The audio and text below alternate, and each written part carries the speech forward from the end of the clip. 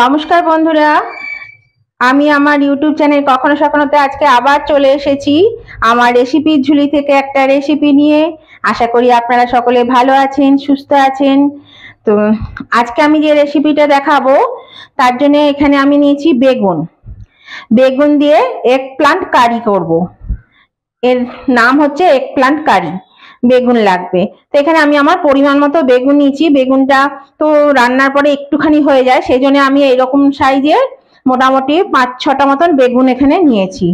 আপনারা আপনাদের পরিমাণ মতন বেগুন নিয়ে নেবেন। আর এখানে নিয়েছি আমি, এটা রান্না করতে যা যা মশলা লাগবে, এখানে আমি নিয়েছি মিডিয়াম সাইজের দুটো পেঁয়াজ। পেঁয়াজ কুচি করে নিয়েছি লম্বা লম্বা করে, ঝিরিঝিরি করে। এখানে রসুনকে 10-12 কোয়া রসুন থেতো করে নিয়েছি। এখানে সামান্য চিনি নিয়েছি। এখানে নিয়েছি দুই টিস্পুন মৌরি। এখানে নিয়েছি 2 টিস্পুন আদাকে গ্রেট করে নিয়েছি। আর এখানে নিয়েছি জিরে গুঁড়ো 2 টিস্পুন, এখানে ধনে গুঁড়ো 1.5 টিস্পুন। এইটা আমার লাগবে। আর লাগবে আমার এখানে বেশ কিছুটা টমেটো আর ধনেপাতা, আর নুন হলুদ তো লাগছেই। এখানে আমি বেশ এরকম সাইজের টমেটোকে কুচি করে নিয়েছি লম্বা লম্বা করে। মোটামুটি 7-8টা টমেটো আছে। তো চলুন আমি এবার রান্নাটা শুরু করি। এই দেখুন বন্ধুরা, আমি কড়াতে তেল দিয়ে দিয়েছি। তেল গরম হয়ে গেছে, আঁচটা আমি কমিয়ে দিলাম।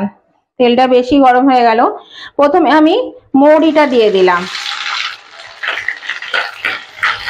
মৌরি দেওয়ার পরে পেঁয়াজ কুচিটা দিয়ে দিলাম। পেঁয়াজটাকে লাল লাল করে একটু ভেজে নিতে হবে।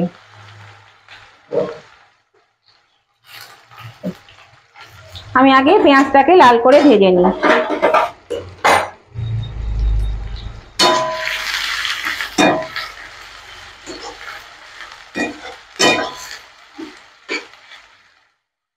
এবার আঁচটা একটু বাড়িয়ে দিচ্ছি।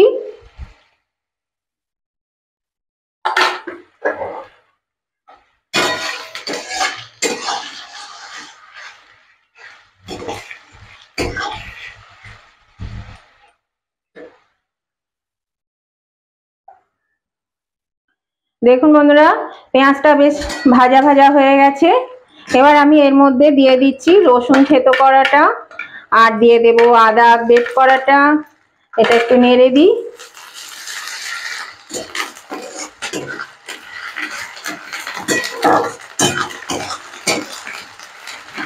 এবার দিয়ে দেব জিরে গুঁড়ো।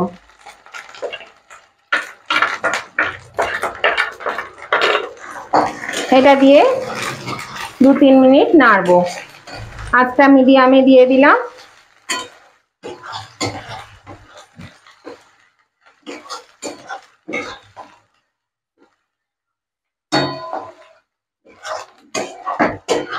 এবার দিয়ে দিচ্ছি ধনে গুঁড়ো, আর চিনিটাও আমি এর মধ্যে দিয়ে দিলাম।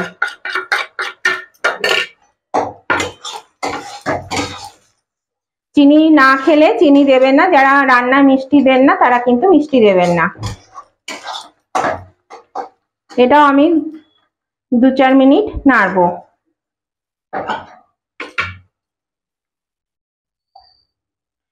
এবার বন্ধুরা এর মধ্যে দেব লঙ্কা বাটা, ঝাল অনুযায়ী লঙ্কা বাটা দিয়ে দেব।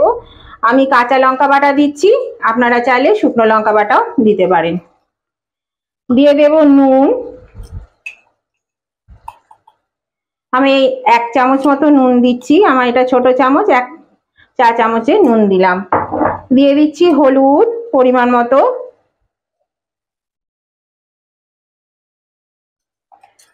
এবার আমি এটা আবার 1 মিনিটের মতন কষিয়ে নেব। আঁচটা আবার আমি বাড়িয়ে দিলাম।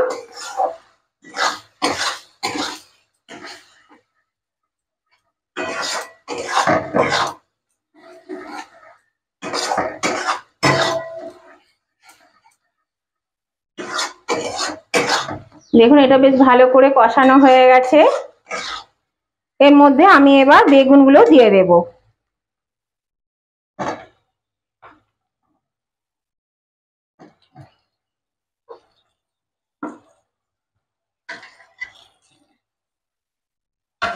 এবার বেগুনটা দিয়ে যতক্ষণ না বেগুনটা ভালো করে ভাজা ভাজা হয়ে আসছে ততক্ষণ পর্যন্ত এটা নাড়তে হবে ভালো করে। প্রয়োজন হলে আরেকটু তেল দেব, এতগুলো বেগুন আছে তো তেলটা একটু কমই লাগছে মনে হচ্ছে। আগে একটু নাড়ি, ভাজা ভাজা করি, তারপর দেখছি। আর নতুন বন্ধু যারা আমার ভিডিও দেখেন অথচ এখনো কিন্তু সাবস্ক্রাইব করে উঠতে পারেননি, তারা কিন্তু অবশ্যই আমার চ্যানেলটা সাবস্ক্রাইব করে আমার পাশে থাকবেন। আর পাশে থাকা বেলটাকে কিন্তু অবশ্যই ক্লিক করে দেবেন, যাতে সবার আগে আপনাদের মোবাইলে আমার নোটিফিকেশন পৌঁছে যায় আর সবার আগে কিন্তু আপনারা আমার ভিডিওগুলো দেখতে পাবেন। আর নতুন এবং পুরনো উভয় বন্ধুদেরকেই বলছি, আজকের রেসিপিটা যদি আপনাদের পছন্দ হয়ে থাকে তাহলে অবশ্যই কিন্তু একটা লাইক করে দেবেন, দেখতে দেখতে ভুলে যাবেন না।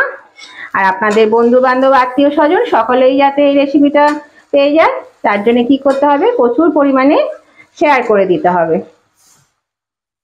প্রচুর পরিমাণে শেয়ার করে দেবে। আর কেমন লাগলো আজকের রেসিপিটা আপনাদের সেটা জানাতে কিন্তু একদম কমেন্ট করতে ভুলবেন না, অবশ্যই কমেন্ট করে জানিয়ে দেবেন আজকের রেসিপিটা আপনাদের কেমন লেগেছে। ঘরোয়া উপকরণ দিয়ে খুব মানে কি বলবো, সহজে তাড়াতাড়ি একটা সুস্বাদু রান্না হয়ে যায়।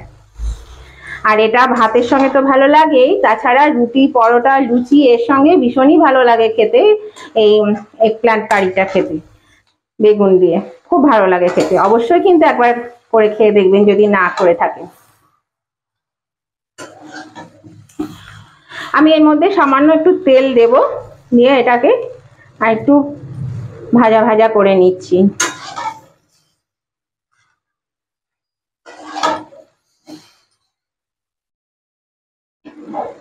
আঁচটা বেশি বাড়িয়ে দিইনি, ফুলে মিডিয়ামেই আছে।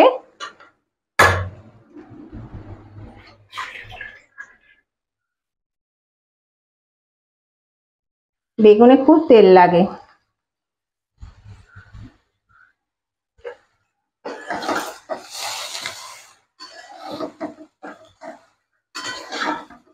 এইভাবে আমি বেগুনটাকে আগে ভালো করে ভেজে নিই।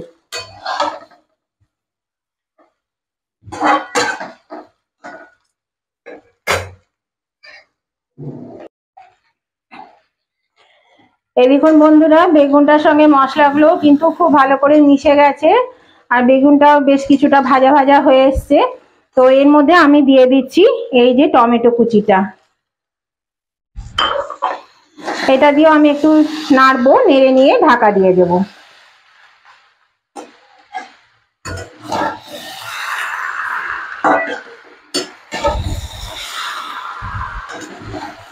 এইভাবে যদি করে খেয়ে না থাকেন তাহলে কিন্তু একবার হলেও অবশ্যই একবার করে খাবেন, দেখবেন রুটির একটা ভীষণ ভালো একটা তরকারি হয় আর খেতেও বেশ সুস্বাদু হয়, খুবই ভালো লাগে খেতে। অবশ্যই করে খাবেন।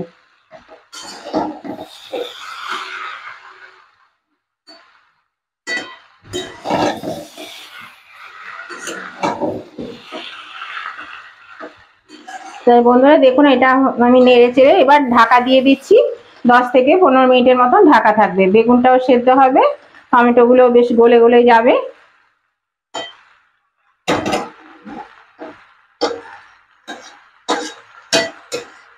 আঁচটা কিন্তু মিডিয়ামেই আছে।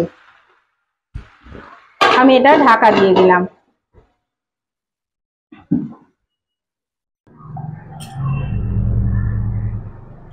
এই দেখুন বন্ধুরা, আমি 10-12 মিনিট পরে ফিরে এলাম আর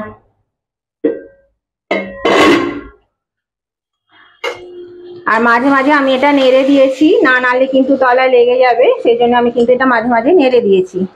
তো দেখুন এটা কিন্তু হয়ে গেছে, এই যে বেগুনটাও হয়ে গেছে, দেখুন তলাতে তাতেও লেগে গেছে,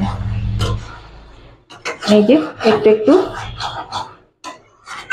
দেখুন বেগুনগুলো বেশ সেদ্ধ হয়ে গেছে, একদম এরকম বেশ মাখা মাখা হয়ে গেছে, টমেটো গুলো গলে গেছে।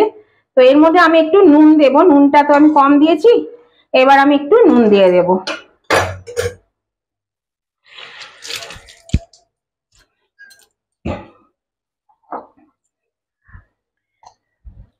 এখানে আমি আর এই 1/2 চামচ মতো নুন দিয়ে দিলাম।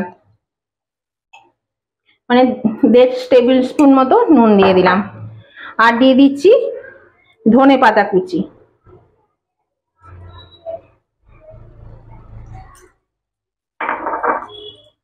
এবার আমি এটা আঁচটা বাড়িয়ে ভালো করে নেড়ে চেড়ে নেব, তাহলে কিন্তু আমার এটা রেডি। আর এটা কিন্তু খুব ভালো লাগে খেতে, বিশেষ করে রুটি পরোটার সঙ্গে তো ভীষণই ভালো লাগে। বেগুন অনেকেই পছন্দ করেন না, কিন্তু এইভাবে যদি রান্না করে খান দেখবেন খুব ভালো লাগবে খেতে। অবশ্যই কিন্তু এভাবে রান্না করে খাবেন, দারুণ টেস্টি হয়।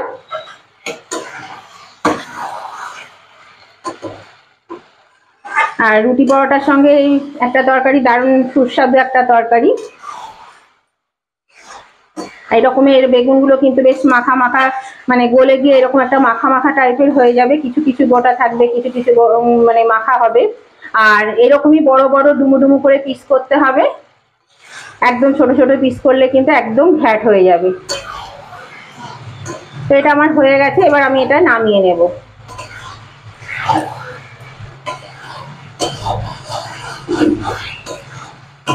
আর নতুন বন্ধু যারা এখনো সাবস্ক্রাইব করেনি তারা কিন্তু অবশ্যই সাবস্ক্রাইব করে আমার পরিবারের একজন সদস্য হয়ে যান, আমার বন্ধু হয়ে যান। আর পাশে থাকা বেলটা অবশ্যই ক্লিক করে দেবেন, যাতে সাথে সাথেই ভিডিও আপলোড করার সাথে সাথে আপনাদের কাছে নোটিফিকেশন পৌঁছে যায়, আর সবার আগে আমার রেসিপি আপনারা দেখতে পাবেন। আর উভয় বন্ধুদেরকেই বলছি, আজকে রেসিপিটা আপনাদের পছন্দ হলে, ভালো লাগলে অবশ্যই কিন্তু লাইক শেয়ার কমেন্ট করতে ভুলবেন না। অবশ্যই লাইক শেয়ার কমেন্ট করে দেবেন। আমি গ্যাসটা অফ করে দিলাম।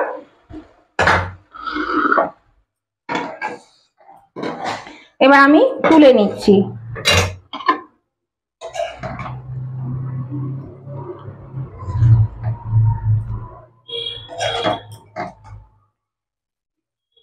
এটা কিন্তু পুরোপুরি সার্ভ করার জন্য একদম রেডি হয়ে গেল।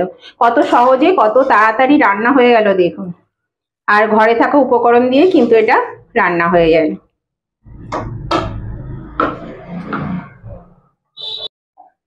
এই দেখুন বন্ধুরা, আমি নামিয়ে নিয়েছি, এটা হয়ে গেছে। আর কি সুন্দর দেখতে হচ্ছে দেখুন, আর খেতেও তেমনি সুন্দর হয়, যেমন দেখতে তার থেকেও বেশি সুস্বাদু হয়।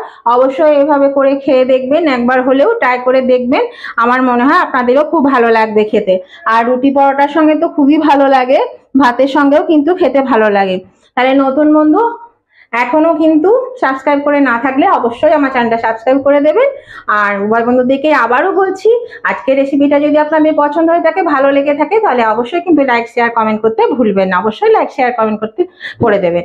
আমি আবার নতুন ধরনের রেসিপি নিয়ে আপনাদের কাছে চলে আসবো। এরকম সহজ সরল রেসিপি পেতে আমার চ্যানেলটাকে অবশ্যই সাবস্ক্রাইব করবেন, আর আমার চ্যানেলটা অবশ্যই দেখবেন। খুবই ঘরোয়া সহজ সরল রেসিপি আমি দিয়ে থাকি, এরকম ধরনের, যেগুলো ঘরে বেশিরভাগ মানে আমাদের সবজি আনাজ সব থাকে, সেই সব দিয়েই কিন্তু আমি এই রেসিপিগুলো করি। তাহলে আবার আমি নতুন ধরনের রেসিপি নিয়ে চলে আসবো। আজকের মতো ভিডিওটা আমি এখানে শেষ করলাম। Tata, bye bye.